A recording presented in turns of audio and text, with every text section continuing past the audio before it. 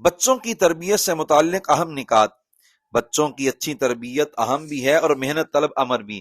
ایسا نہیں کہ انسان ایک آدھ دن بچوں پر توجہ دے تو یہ ذمہ داری پوری ہو جائے گی، بلکہ اس کے لیے فکر مند ہونا پڑتا ہے، ہر وقت توجہ رکھنا پڑتی ہے، منصوبہ بندی کی ضرورت ہوتی ہے، بلکہ اچھی تعلیم و تربیت کے لیے تربیت کرنے کے گر سیکھنے پڑتے ہیں۔ بچوں کی تربیت سے متعلق اہم اصولوں میں سے چند پیش خدمت ہیں۔ عقائد کی تربیت۔ جب بچے کو سمجھ بوجھ آنے لگتی ہے تو سب سے پہلے اسے بنیادی اسلامی عقائد سکھانا ضروری ہے۔ سیدنا لقمان حکیم سلام اللہ علیہ نے اپنے بیٹے کی تربیت کرتے ہوئے اسے کچھ نصیحتیں کی تھیں۔ رب تعالیٰ نے وہ شاندار نصیحتیں قرآن حکیم میں ذکر فرمائیں۔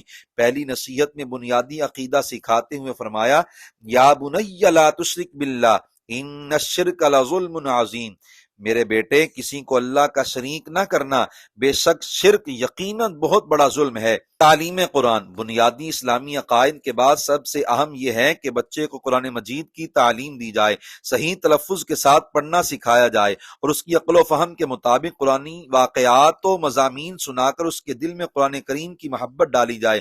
سیدنا جندب بن عبداللہ رضی اللہ تعالیٰ عنہ نے بیان کیا کہ ہمیں رسول اللہ صلی اللہ علیہ وآلہ وسلم کی بارگاہ کی حاضری کا شرف نصیب ہوا، تب ہم 9 عمر تھے۔ فرمایا فتعلمنا الایمان قبل ان نتعلم القرآن ثم تعلمنا القرآن فازددنا به ایمانا، ہم نے پہلے ارکان ایمان سیکھے پھر قرآن مجید کا علم حاصل کیا، چنانچہ قرآن کریم کے ذریعے ہمارے ایمان میں مزید ترقی ہوئی۔ محبت خدا و مصطفیٰ۔ اللہ تعالیٰ اور اس کے محبوب مکرم صلی اللہ علیہ وآلہ وسلم کی سچی محبت سلامتی ایمان کی ضمانت ہے، چنانچہ ضروری ہے کہ بچے کے دل میں رب کریم جل جلالہ اور اس کے حبیب رحیم صلی اللہ علیہ وآلہ وسلم کی محبت ڈالنے کی بھرپور کوشش کی جائے۔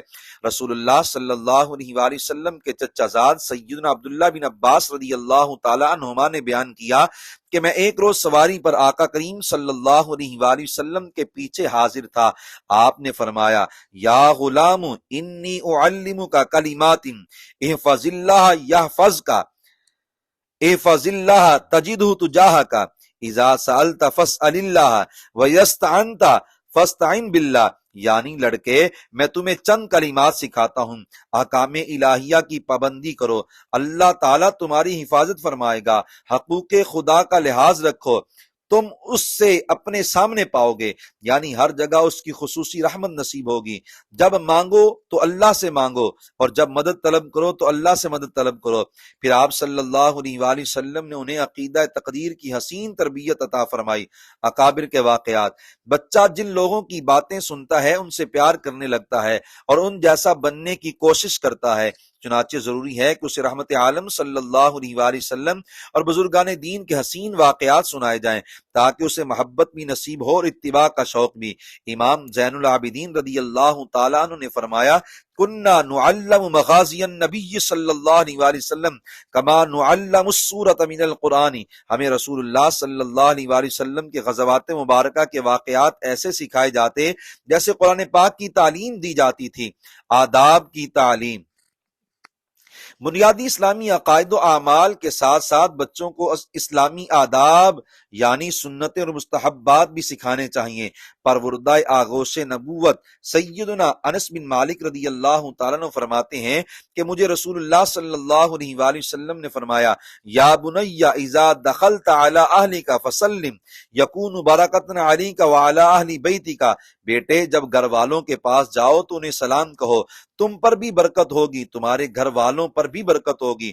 ام المؤمنین سیدتنا ام سلمہ رضی اللہ تعالی عنہا کے پہلے شوہر کے بیٹے سیدنا عمر بن ابو سلمہ رضی اللہ تعالی عنہما نے بیان کیا، میں بچہ تھا رسول اللہ صلی اللہ علیہ وآلہ وسلم کی پرورش میں تھا، یعنی بعض اوقات میرا ہاتھ کھانے کے پیالے میں گھومتا تھا، یعنی برتن کی مختلف جگہوں سے کھانا لیتا تھا، چنانچہ رسول اللہ صلی اللہ علیہ وآلہ وسلم نے میری تربیت کرتے ہوئے فرمایا، یا غلام سم اللہ وکل بیمینک وکل مما یلیک، یعنی لڑکے بسم اللہ پڑھ کر کھانا شروع کرو، اپنے دائیں ہاتھ سے کھاؤ اور اپنے سامنے سے کھاؤ۔ شارحین حدیث نے لکھا اگر برتن میں ایک ہی قسم کی چیز ہو تو اپنے سامنے سے کھانا چاہیے، مختلف اقسام کی چیزیں ہوں تو کسی جانب سے بھی لے سکتے ہیں۔